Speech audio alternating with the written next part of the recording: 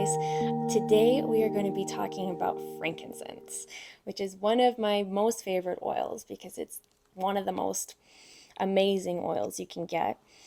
It has this lovely sort of resiny, almost like a citrusy, but it's not quite citrusy, very sharp and very sweet aroma. It's very, very lovely. It's very soothing. It's one of my favorite oils to use for meditation, as it has this way of really grounding you in and focusing the mind. So good. Okay, so what can I tell you about frankincense that you don't already know? You've probably heard of it, even if you don't know any other essential oils, you've probably heard of frankincense before, as it's been used for centuries. It's been used since biblical times. It's mentioned in the Bible, so it's revered as a very precious oil, and for many good reasons. So one of my favorite things about frankincense is that when you use it with other oils, when you layer it on top of another oil, it actually will amplify the benefits of the other oil. So it's one of my favorite oils to use with other things, especially if I've got a really, if I've got a really intense thing that I'm dealing with. For instance, Dan, his crazy springtime allergies. I will use frankincense and lavender, lemon, and peppermint, the allergy trio, along his spine and do a Symphony of Cells protocol. If you've never heard of Symphony of Cells before, maybe that'll get touched on this week a little bit, but it's this beautiful oil protocol where you layer the oils along the spine and massage them in using a carrier oil. Anyway, long story short, this one is amazing for layering because of that way that it amplifies the benefits of other oils, which is why it's used in the Symphony of Cells protocol. So let's talk about some different ways that you would actually use this oil. Let's have hand talking. So for topical application, you can apply this neat or with no dilution to just regular skin. If you've got someone with sensitive skin, or if you're dealing with children, infants, babies, young people, or very old people, elderly, more sensitive skin, then you might want to throw a little bit of carrier oil in there. So maybe that's a little bit of coconut oil, or maybe it's almond oil, olive oil, or any type of oil that is going to be good for the certain area of your body that you're using it on. Perhaps if you're putting it on your face, you might use something like jojoba oil, or right into your like nightly moisturizer, or just your daily moisturizer. A drop with that and apply it to the skin. It's amazing for reducing the appearance of wrinkles and blemishes and scars, especially if you have a scar that you're trying to reduce the appearance of. Apply this just straight up onto the scar. You don't even need to use any carrier oil for that, just straight on there. So along with other topical ailments, like warts or sores, or things like that, bites, stings, bug bites, this is an amazing one to use on its own or with something else too. Like if it's a sting or something, maybe use a little bit of lavender and frankincense.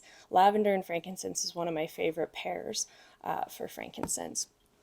So along with it being really, really amazing for your skin, it is also very, very good for your immune function.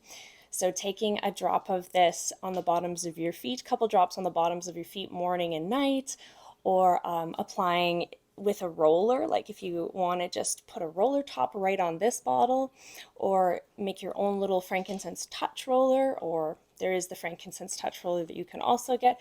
I love that one for along my spine, like along the back of my neck and then up my spine. And that one's also really good too for if you've got like a scar or something that you're working on getting rid of, or even like little certain like boils and stuff. I don't know if you've experienced that yet. Thank you, 30s. But that's really good for that. Or like blemishes, pimples, that type of thing. Though I do recommend if you're using a roller or like a touch frankincense type thing, don't put it directly onto the source. Make sure that you're always like rolling it onto your finger first and then applying it. Just a little tip there.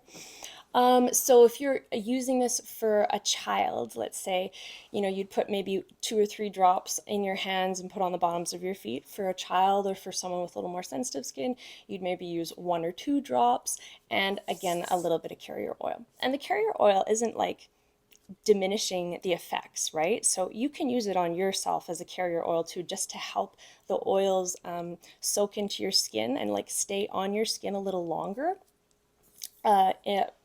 Opposed to just, putting it on with no carrier oil, it is going to evaporate a little bit quicker. Plus, you can get a little bit more surface area when you do use a carrier oil. So just wanted to mention that too.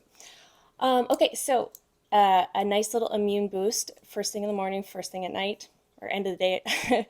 And you can also put this into your diffuser. You can put it in the diffuser for the day to help kind of set the tone for the morning, to get everybody focused and uplifted and ready to take on whatever the next challenge is that day. Or you can put it in your diffuser at the end of the night to begin to calm everybody down and just sort of bring you from that kind of scattered place of a busy day back to, okay, centering in, it's winding down.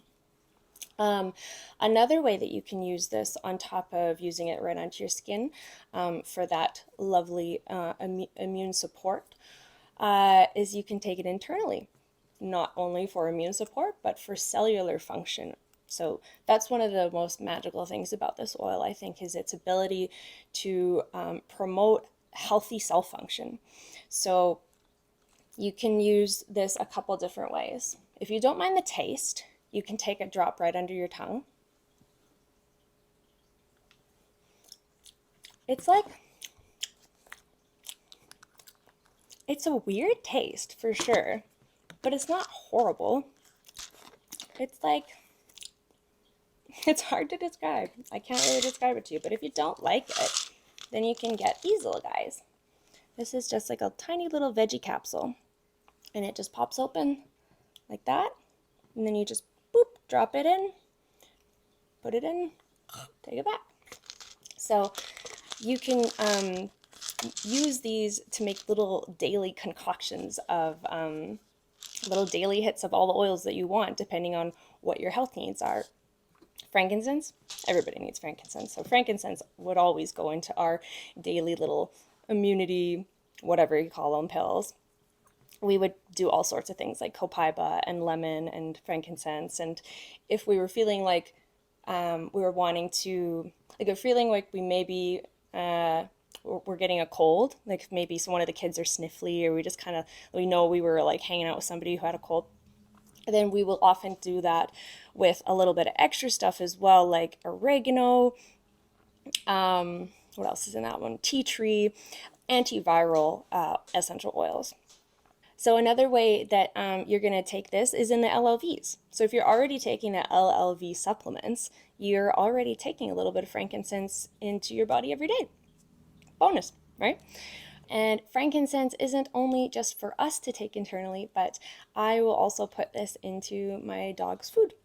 So she gets a drop of frankincense and a drop of copaiba in her food in the morning and at night.